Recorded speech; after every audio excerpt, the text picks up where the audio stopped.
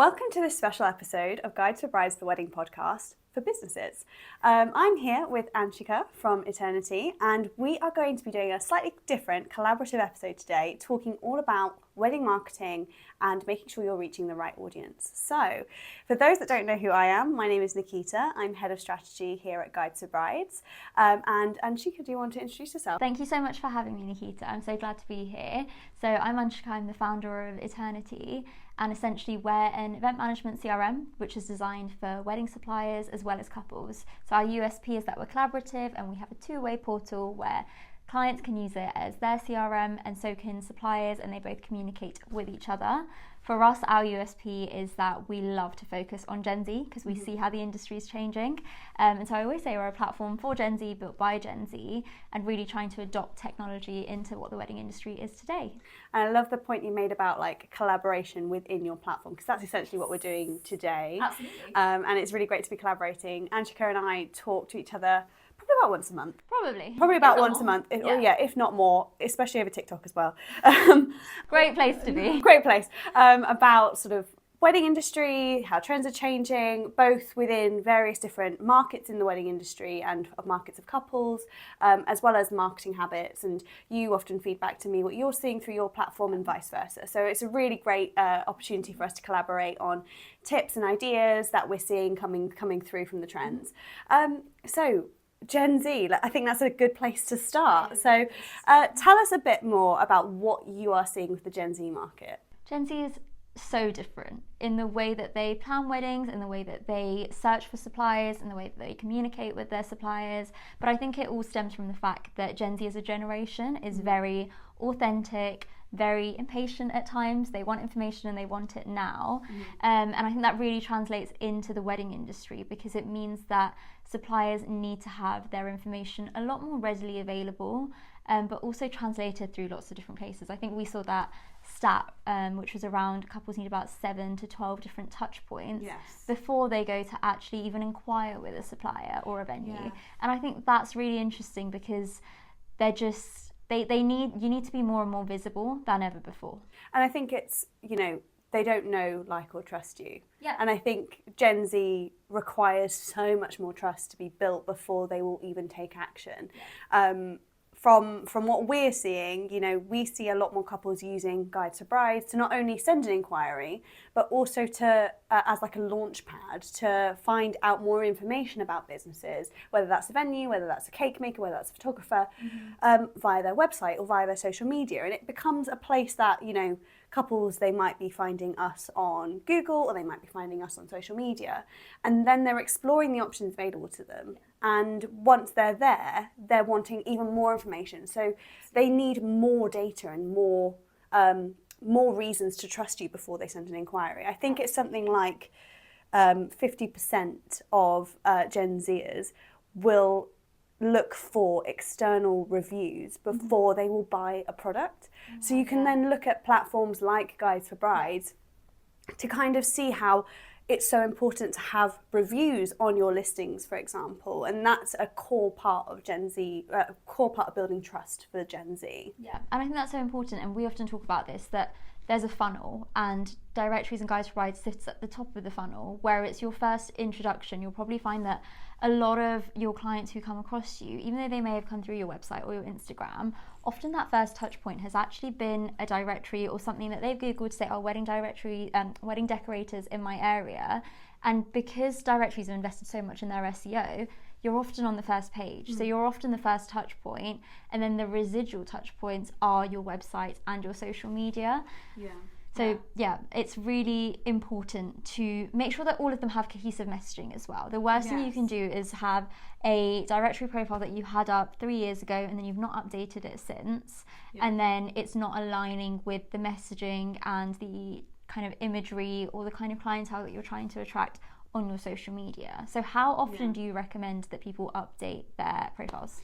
I think that it's really important to schedule at least once every 3 months, because don't get me wrong, setting up a directory listing takes time, and the longer you leave it, the more of a refresh you need. So our team would advise, if you can, hopping on there once a month, making a couple of changes.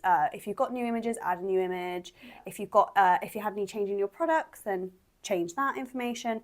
But the more often you are making it as a touch point and making small edits, the more likely it is that it's all going to be cohesive. I think once every 3 months is a perfect amount, because you can give yourself 20 minutes every 3 months to do a little bit of a refresh of your images, a little bit of a refresh of your text, potentially your prices if those have changed, because you can then catch it. If your price have changed the month before, you then have an opportunity to change it at that right moment. So making sure that everything is cohesive and accurate across all of your different listings, your website and your social media, because everything works together, doesn't it?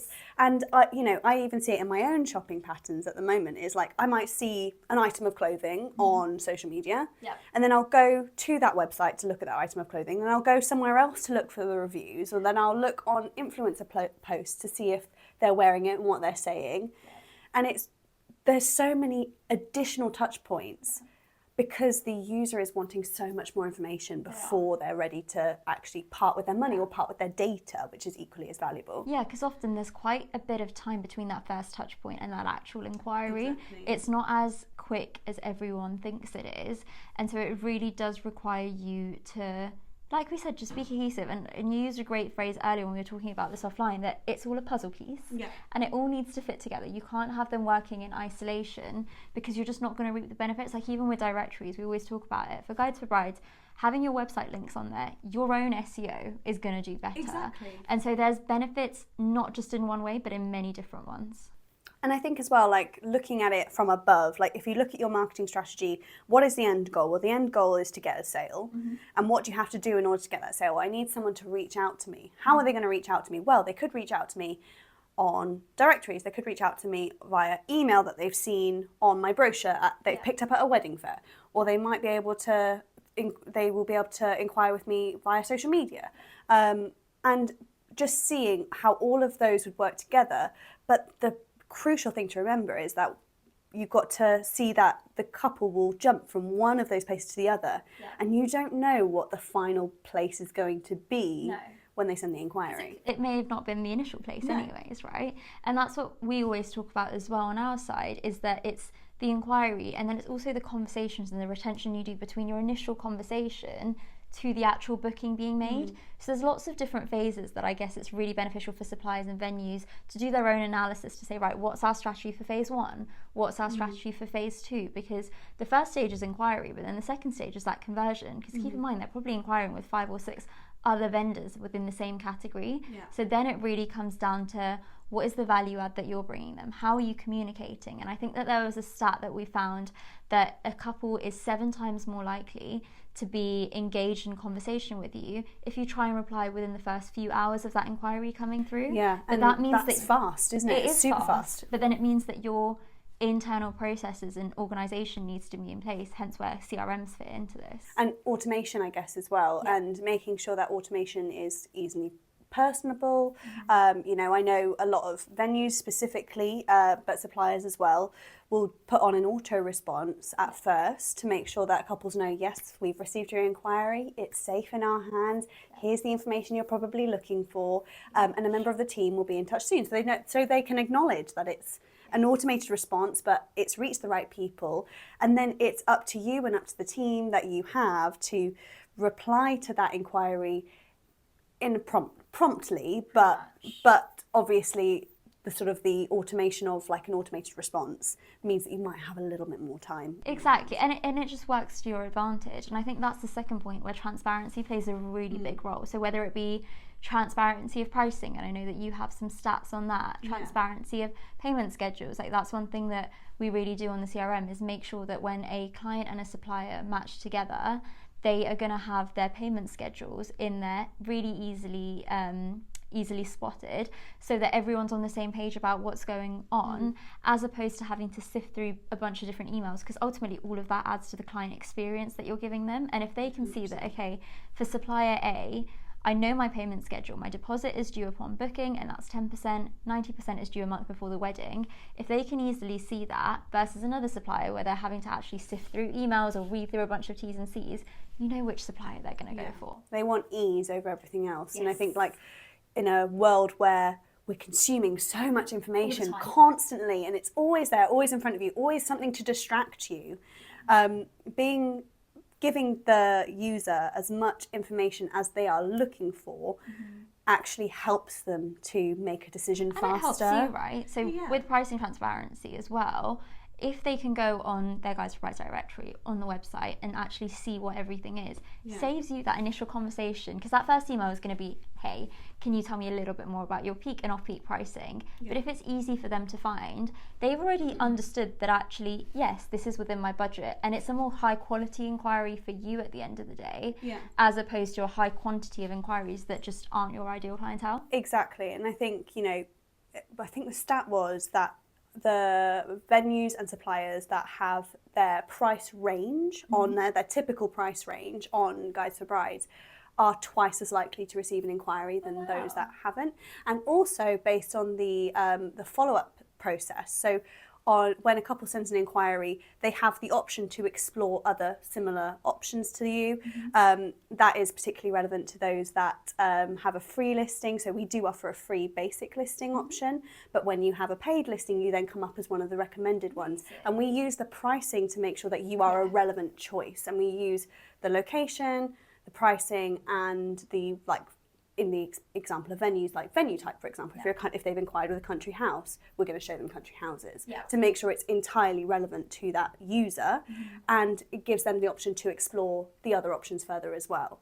So as you say, they are exploring multiple options. So making sure that when you're on those directories that you have a system in place with your CRM that allows you to be one of the first to come back to them is going to increase your chances of converting that into a sale. Absolutely, and I think that's where we've spoken about it at length, where technology has a lot of perks. Like, for example, the algorithm on Guides for Brides, which you've just explained, where it will introduce you to different suppliers who fall within that same category and that same price point.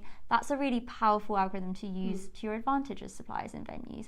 Same with CRM and technology, because I know we live in a day and age where everyone's just scared of AI. And they're like, is it going to replace me? It's absolutely not. No. Especially the industry that we're in. It's such a relationship, it's so personal, tangible industry. So it's absolutely not. But if you're not going to adopt it and your competitors are, then you're going to fall behind. So tell us a little bit more about Eternity, because your core couple market, shall we say, is around multicultural and fusion weddings, isn't it? Yeah, absolutely. So for us, being kind of Gen Z focused, we really noticed that the secondary trend is fusion weddings that have been coming about, and you're seeing a lot more various different cultures and religions part of the same wedding. And so we wanted to make sure that our platform caters to that. Didn't you say that your data showed that only 28% of the couples that you surveyed on your platform were from the same culture and same religion? Yeah, pretty much. We're seeing so many more fusion and multicultural weddings. And so as suppliers, so from a cultural couple perspective, that's absolutely great, right? We're seeing stunning weddings, we're seeing things done differently. But from a business perspective, you definitely need to be a little bit more aware of all of those different cultures around you, because the couple who's walking into your door over the next few years perhaps won't be your traditional couple that you've seen before or a clientele that you're used to, and you don't want to kind of not be familiar with them, or perhaps feel like you're saying the wrong thing, which you probably won't be. But absolutely, as suppliers, there's a knowledge gap that probably needs a little bit of upskilling. And from that perspective then, I mean, I guess from a new market perspective, let's specifically go down the route of South Asian weddings for this example. If you are, as a venue or as a supplier, wanting to be able to offer services to that market, because that's a natural form of expanding your business reach, isn't it? How would you go about upskilling? What kind of terminology, for example, should you be understanding? Should you be using?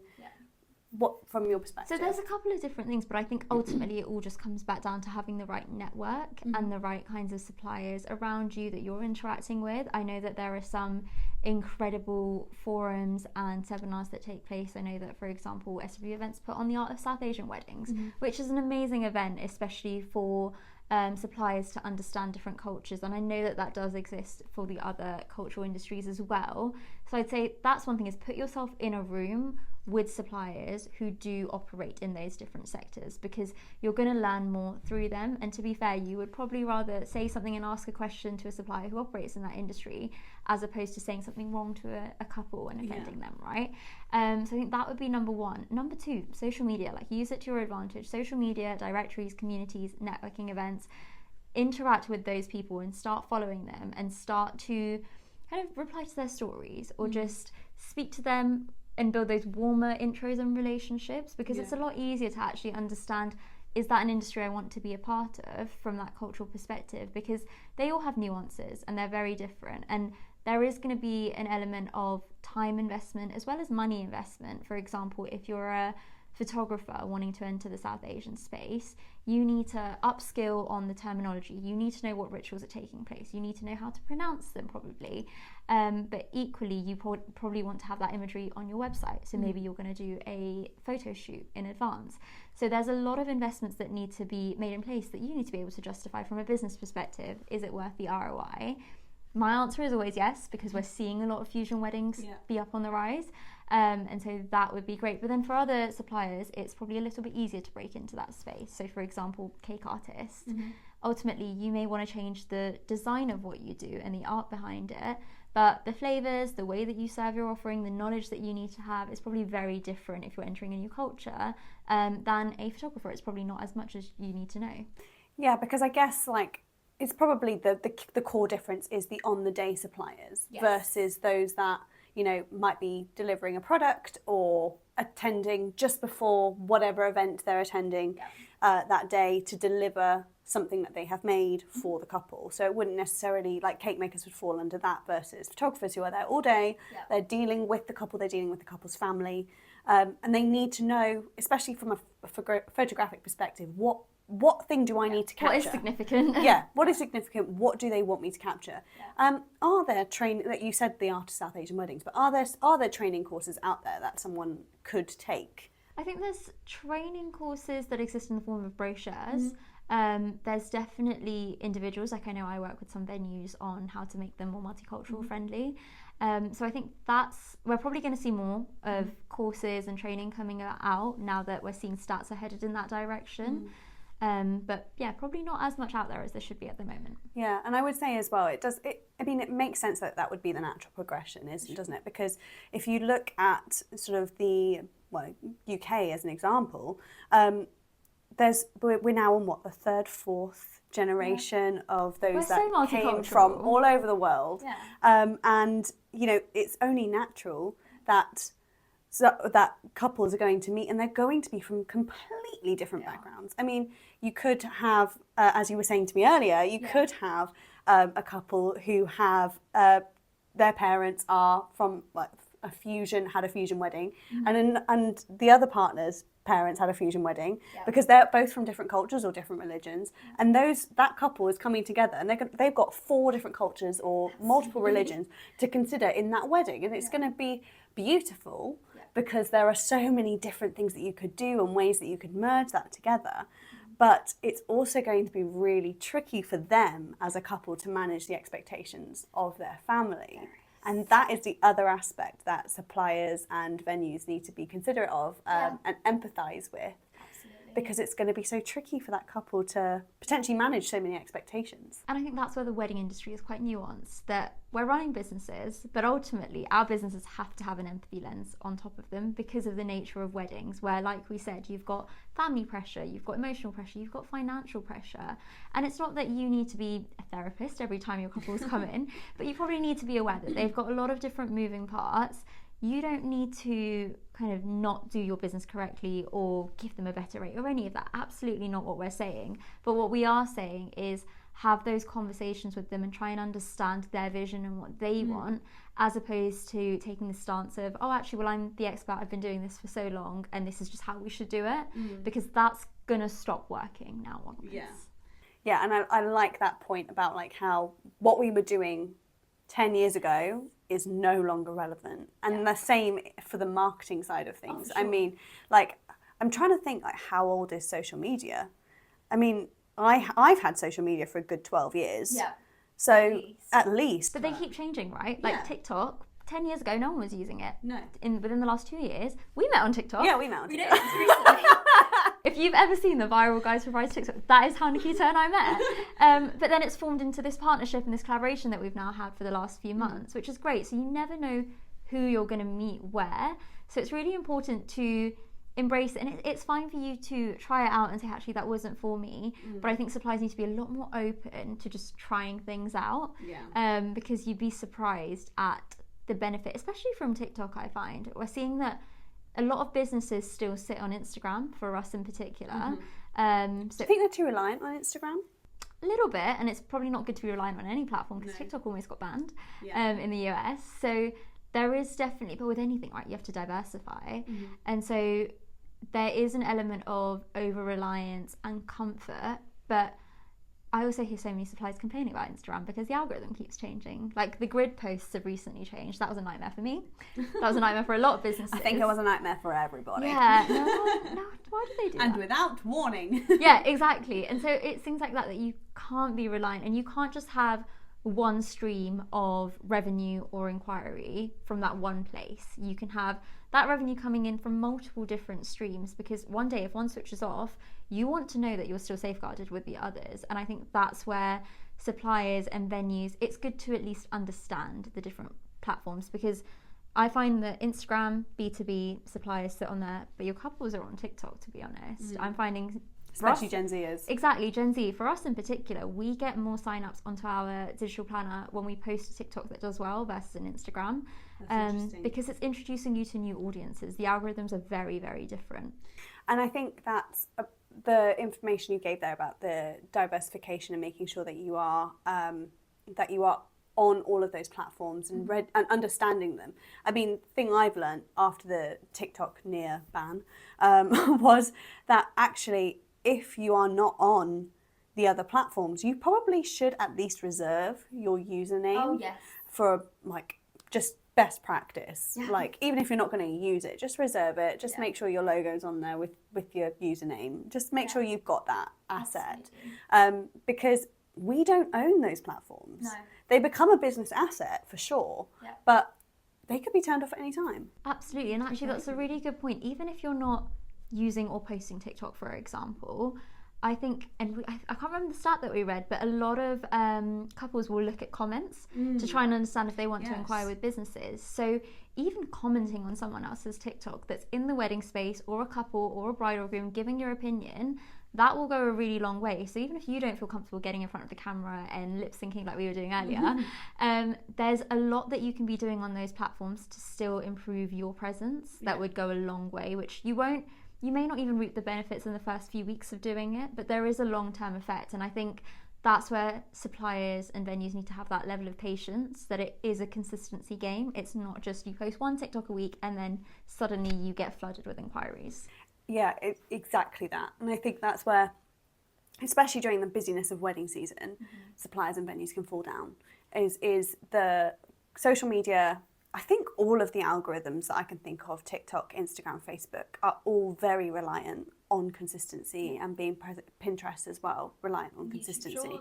Yes, exactly. Yeah. All of these platforms want you to be consistent. Whether that is you post every day or you post once a week, they want you to showcase that you're being consistent, builds trust for your user, you as a user on the platform, but also, because they get in that pattern, and because it recognises the pattern, it will then push you out further to the audience because it trusts you, because you are consistent. Exactly. You are turning up, if you will. That's true. And I think like that's where that's why we started the agency side of our business, because we can then help businesses to manage their social media, keep themselves consistent, keep being present, keep showing up, so that they are there for the couples that are looking for them. Because let's face it, summer, we now have an engagement peak. So you're getting not quite the same inquiry levels as January, February time, but you're getting more up there now. And if you don't tap into it, again, it means that someone else will. And I think it really does just come back to, even with Big Day, for example, it's an investment into your business, right? CRMs, investment into your business. And sometimes, I definitely hear this a lot, that suppliers and venues are wanting to immediately see the returns, but it takes time. So for example, doing social media management from your perspective, you will then, over the next few months, start to see that traction because the algorithm's understanding you, it's trusting you. So you can't expect the results that you're going to get on day 100 on day one. No. Same with a CRM or any other investment you make in your business, right? It's going to take time for you to reap rewards. And I think that's where, as businesses, we're all in it for the long run. So make sure that you're being consistent with them and make sure that you're playing it correctly by not kind of undercharging your value and your worth, because ultimately you're running a business. It's not an expensive hobby, and you need to be doing these different things and investments to help you grow, but equally you need that revenue coming in.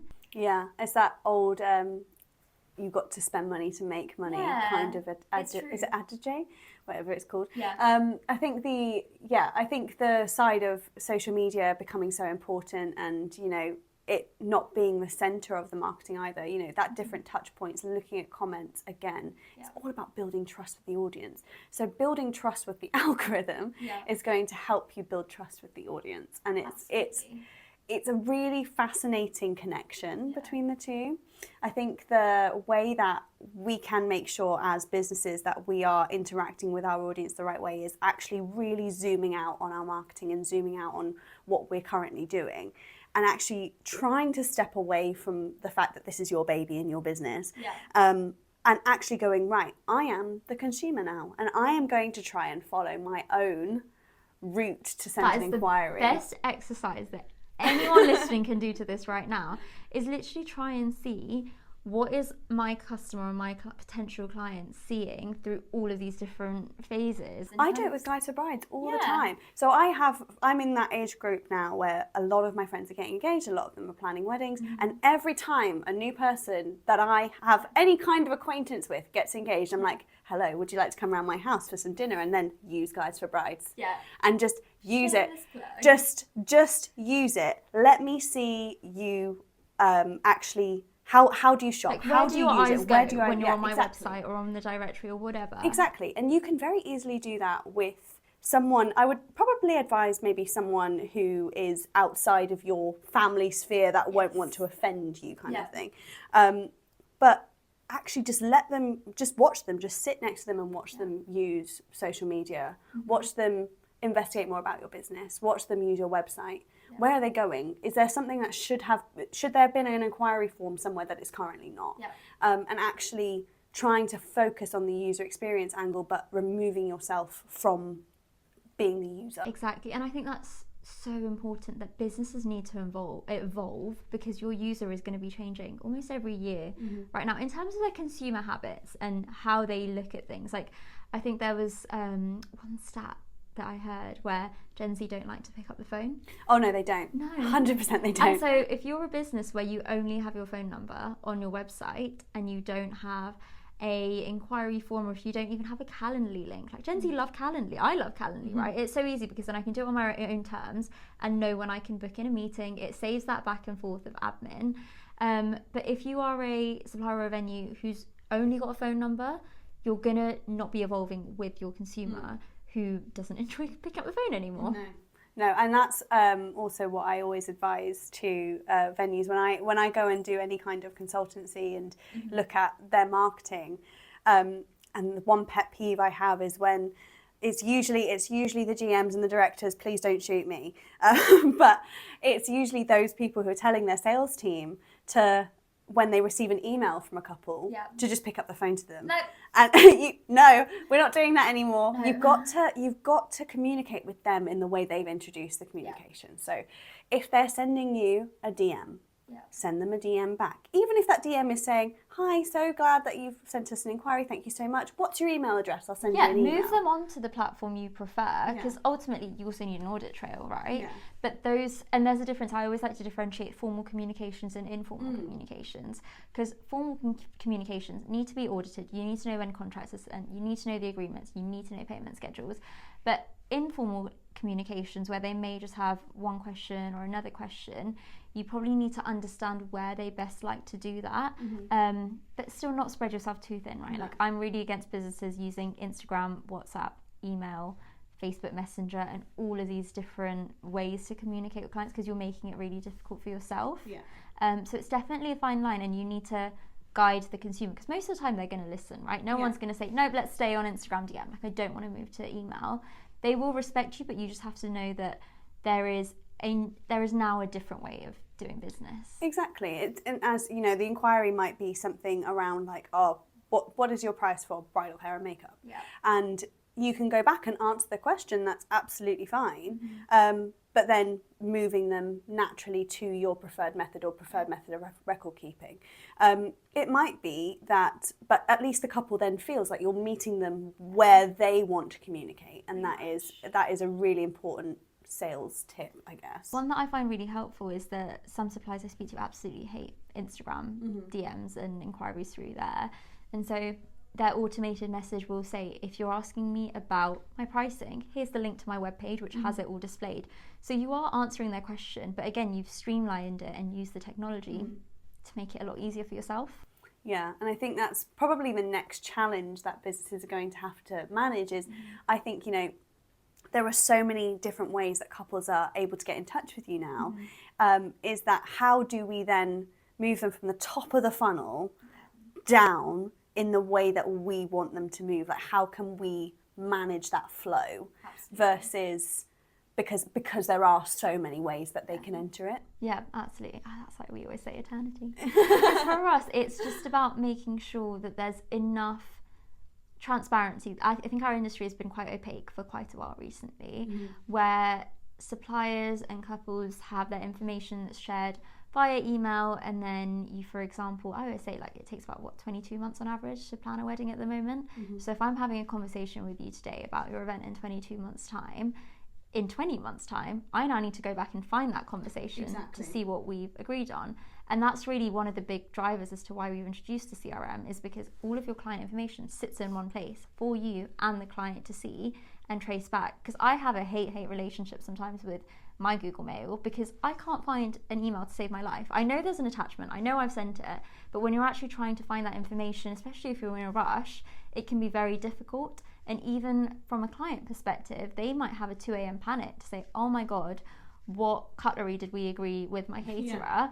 You don't want them to be calling you up. You just want them to be able to easily see this is what we've agreed and this is what we've discussed. Because ultimately, and that's what we're talking about, in the long run, it's going to make everyone's life a lot easier if you start adopting these kind of elements into your business. So let's talk about the trends and market shifts that we're seeing. And I think we'll start off with one of the big ones. And I think that probably the biggest shift since COVID, I would say, has been around sustainability. And I think more and more couples now are looking for venues and suppliers that are actively trying to be more sustainable and more eco-friendly. Are you seeing the same thing? What do you think? Yeah, absolutely. Definitely are. And I think it comes down to Gen Z being quite skeptical, like you said, and they need to trust you. They're also very aware of greenwashing. So there is an element of suppliers actually understanding what sustainability means in their business. And I know that Michelle from the Sustainable Wedding Alliance always says that it's about progress, not perfection.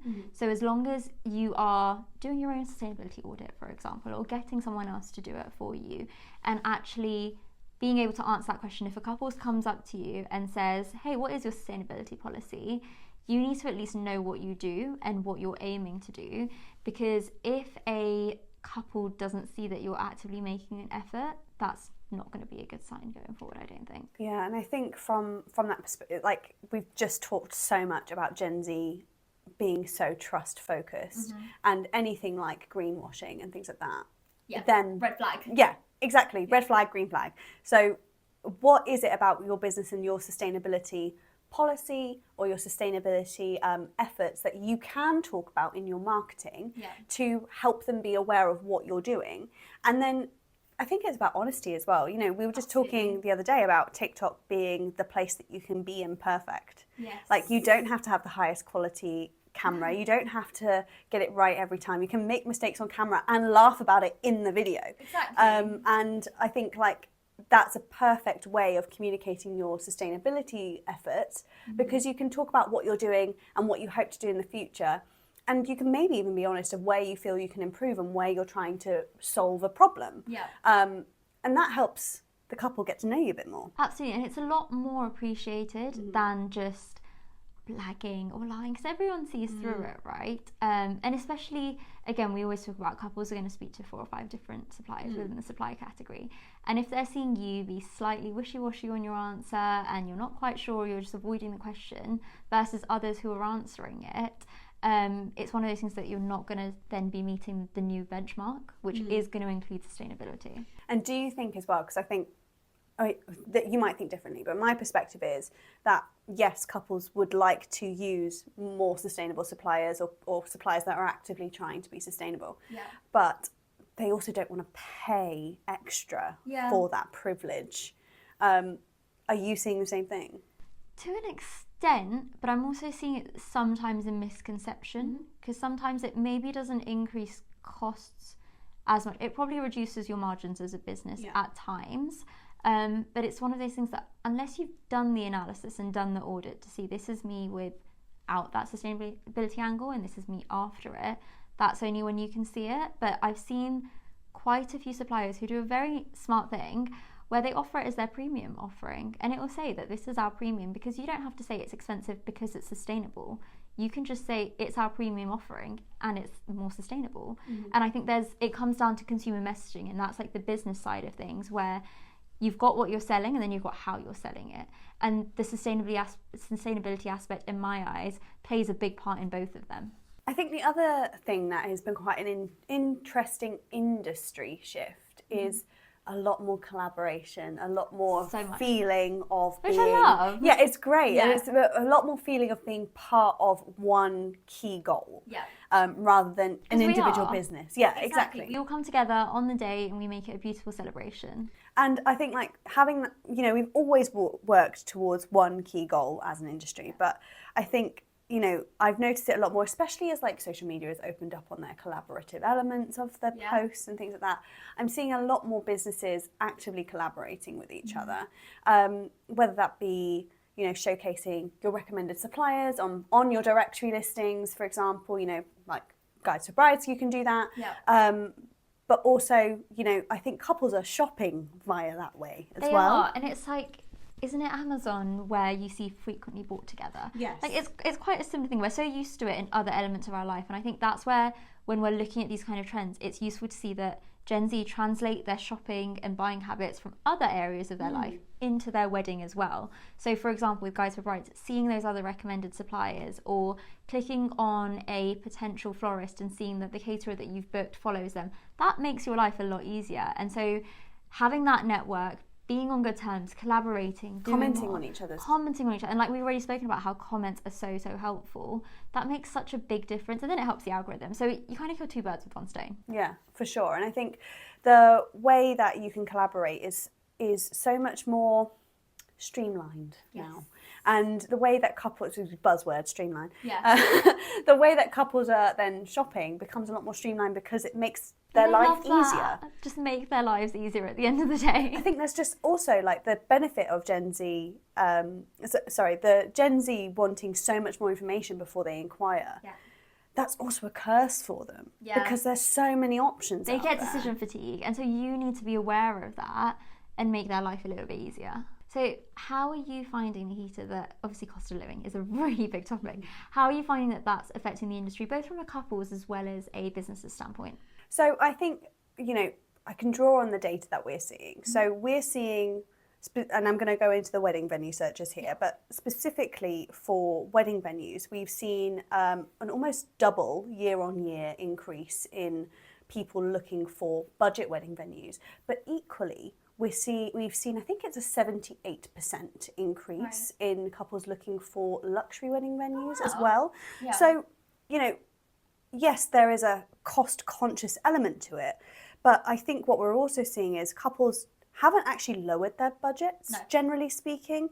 I think they're lowering guest numbers. Yeah, price per head is Price per head is increasing because they want to give those closest to them a really, really special experience. And I think that's where the key word is the guest experience. Absolutely. The couples are considering that to be the most important element for them right now, or one of the most important elements when it comes to their wedding. Is they want their guests to feel special. They acknowledge it's an expensive day, it's an expensive thing to do, plan a wedding, but they're also like happy to do that for the right people, and so they want to spoil them a little bit. And so I think, you know, it's both, can be looked in both ways. It can be looked as good news, and it can be looked at as bad news, especially if you fall somewhere in the middle between budget and luxury, like the majority of us do. But it should be something that everyone is conscious of. And I think there's a misconception in the industry at the moment that couples are like price conscious to the point where they want the price to be as low as possible and they're going to go with the cheapest. I don't think that's true. They want to see value. Yes. That's the main thing. So if you can show them that for that price point, they are getting value, not just through your service, but through your communication. So like we've touched on many times, from inquiry until the end of that wedding, and even after that wedding, there's a level of consistency that they expect in their service to make them think, yep, that was worth the price. If you start off, so for example, if your Instagram looks nice and shiny and then they go onto your Guide to Brides directory page and actually it's not so shiny, it's a little bit rusty, then they communicate, they inquire with you and your communication's also a little bit rusty. And if that carries on throughout, naturally then you get brides and grooms who are very cost conscious, and they're not going to want to spend, not because they don't have the budget, but because they're not seeing that right quality of service come through. And it goes all the way back to the point like where couples want to see themselves in your marketing. So if they're looking for a luxury wedding, they want to see in your portfolio, on your Instagram, on your directory listings, images of luxury weddings. That's what they want to see. Whereas, or you could even go as far as the fusion market to say that they want to see that you have delivered a South Asian wedding before. They want to see that you've managed to do that before. So they want to see themselves, whether that is their price bracket or someone that looks like them almost. They want to see themselves and see themselves getting married using you. But that's what we were saying. It comes back down to there's so many comparisons to draw between the way that we generally shop versus the way that we shop for weddings, because it's the exact same. And those larger consumer brands, there's so much emphasis on diversity inclusion and what they're doing, because you want to be inclusive of all of these other cultures and weddings, and people to be, like you said, seeing themselves and imagining themselves in their place. And what do you think about styled shoots for that respect? Because, you know, we've acknowledged that as a photographer or as a videographer or as a even a decor supplier, you may not have delivered a wedding for a Jewish couple or a South Asian couple. And you might be wanting to move into that sphere. You're doing the work, you're doing the research, you are learning about the key things, the really important messages and the really important elements of those weddings, but you just don't have the marketing material. And that's where people often turn to styled shoots. So what is your opinion on styled shoots in order to be able to showcase that? I think they're great. I know that they have quite a hit and miss opinion when it comes to entering a new market, but I think ultimately you'll have to start from somewhere. So if you are entering a styled shoot and you have perhaps half, let's say again, half South Asian suppliers, half non-South Asian suppliers, if you use that styled shoot to also learn about the traditions, that's like the perfect opportunity to get everything out of it. You get the imagery, you get the network, you get the knowledge, and everyone has to start from somewhere. So I don't think there's anything wrong with it. I think if you're doing a styled shoot with the wrong intention, perhaps, so you're not trying to upskill your knowledge and you're purely doing it for marketing material, at some point you're going to get caught out, because as soon as the couple inquires with you, and if you can't answer the question around what this ceremony is, that's going to bite you in the foot. In the foot. In the foot. And so there's definitely, it's just that element of cohesiveness. And again, we were saying it needs to be a time and a money investment. So it's not just as easy as tomorrow you decide to enter a certain cultural market and then just like that you're in and you start getting inquiries. It's a long-term game. The same way that every business would have started off, right? Is that you didn't start posting on Instagram or just launch your website and then all of a sudden you get inquiries the next day. So I think that expectation needs to really be managed. I think another trend that I am seeing, which I absolutely love, and I know some people hate it, but I think the majority of people love it. So we'll see in the comments of these videos whether or not they love or hate it. But is Instagram, TikTok, generally social media, seeing the people behind a brand, that employee-generated content. EGC, it's called, isn't it? Instead of UGC. Yeah, exactly. So are you seeing that? I'm seeing a lot in terms of one-man band suppliers. They're doing it really well. They're advocating for their businesses. They're being the face behind their business because it's just them. Yeah. I think it's much more difficult for businesses that require a team, music agencies or venue teams. I think that can be a little bit more tricky because not everyone is confident behind the camera or in front of the camera, are they? They're not. They're absolutely not. And we were saying this earlier, it becomes part of your job description when you didn't sign up for it, to be honest. But again, you just have to evolve. If your consumers are consuming that content and if they like it and they're saving it and they're more likely to book you from it, it's a business decision that has to be made and you have to evolve with it. But I completely understand why some people find it cringy or you don't know what you want to be talking about and you just don't feel as comfortable. So it's worth, they always say, start it, even if you don't post it, just start getting comfortable in doing it. Because then eventually one day you might post it and then you think, oh, actually, it's not that bad. I definitely started off like that. I don't know how you did. Where initially I posted and I was like, oh, it's so awkward, everyone's going to see it. And then the opportunities, the clients and the business that I've received thereafter, I'm like, oh, well, that's so worth it. Like, I don't mind doing it. And I think it's almost like the starting of a new platform, like starting a new TikTok, it's intimidating, it's scary. You're putting yourself out there.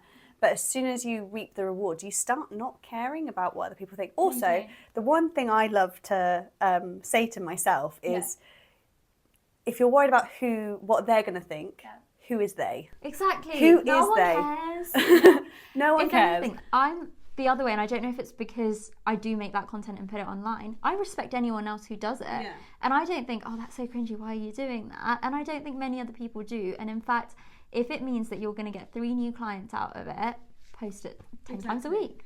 And, you know, I don't know about you, but I find that the content that I put very little thought into tends to go viral. So we've got to be careful of what we're putting out there because, you know, sometimes the things that you do on a whim are the ones that are going to take off. Yeah. So it's, you know, getting into... As long as they take off for the right reasons. Exactly. Taking off for the right reasons, but also always thinking about the brand and the message within your content. But I think that's where it ties back into collaboration. Like, for example, we filmed a couple of TikToks today. Yes, we did. And it's a lot easier doing it with someone else. Yeah. And having a bit of a laugh when you get it wrong. Yeah, pretty much. And so there's that power of tapping into your network and actually having like an accountability buddy in the industry to just say, hey, let's meet up once a month, let's film a couple of TikToks together, and then we can both see how it goes and both assess what it's doing for us. And I think then you're tapping into your network, 2, the new social media channel, 3, potential customers. Like, there's so much that can come from it. I totally agree with you. And I think the other avenue that you need to consider when you are posting employee-generated content or content like being the face of a brand is that that's a lot of pressure on a person. Yeah. And I think, you know, one of the things that as a marketing agency around the social media things that we do for venues and suppliers is we sort of encourage venues especially, or teams especially, to make sure they've got one social media advocate within the team, so that you have one contact, you can trust that that person is going to help you deliver the content. And often it's someone that wants to do it, and the more, like, I also see, like, the more hits or likes that person gets, the more confident the rest of the team is about it as well. But it's like anything in business, right? Like, if you take a risk or make an investment in one place, you're sometimes first going to be skeptical, and then as soon as you start reaping the rewards, it's different. I can't remember if it was Curry's PC World. I don't know if you've seen them on TikTok. Yes, they are hilarious on TikTok. Don't follow them. I think they saw a direct impact on their revenue, and I have spoken to people who are like, oh yeah, this broke down, and so I went Curry's because I like them on TikTok. Same with Ryanair. Like, you would be surprised how many people just want to be seeing you doing the most basic of things. I think there's this fish and chip shop that's gone viral because one of the girls was just serving someone fish and chips, right? But it's literally her doing her job, and someone's just filmed it. And it's now gone viral. She's become an influencer per se, but for the business, it's done a lot. Yeah. And I think that's really important. And it comes back to having diverse teams. So if you can afford to have a team, have people of different age ranges. And like you said, have a social media advocate within those teams, because it's going to make the world of a difference. Thank you so much for coming in. I hope that the conversation we've been having has been helpful. We try to like plan it, but I think with us we tend to just go off on tangents and it just doesn't work. But you know, at least we're high energy and cute. So that's our USP. High energy and cute. Exactly. And wedding industry expert. Thank you all so much for listening, and if there's anything else that you would like us to answer or questions you have specifically, pop them in the comments and Anshika and I will have a look and make sure that we go through and answer them. Thank you. Thanks. Bye.